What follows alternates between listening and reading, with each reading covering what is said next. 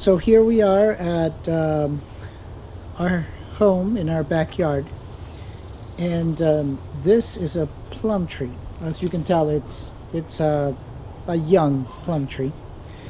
It grew out of the DNA of an old plum tree that is now just a stump, and part of the tree that we cut off is here.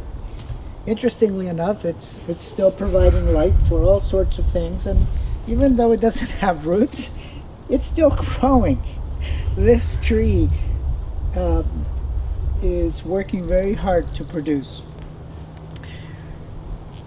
Isaiah 43:19 says this: "Look, I'm doing a new thing.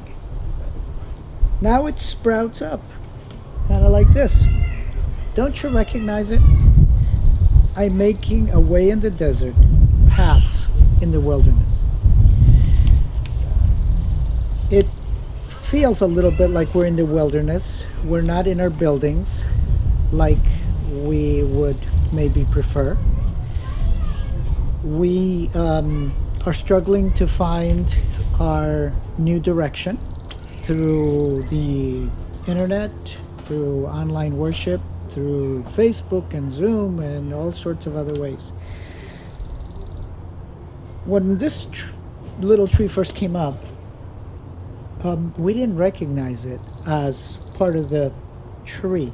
It took us a while to figure out that it was actually the exact same DNA, that stump that was dying, that tree that was dying, that is now a stump that is providing life for all sorts of things, is the same DNA. And I think that for me, that just helps me to visualize that though we are not in the building where we are used to worshiping,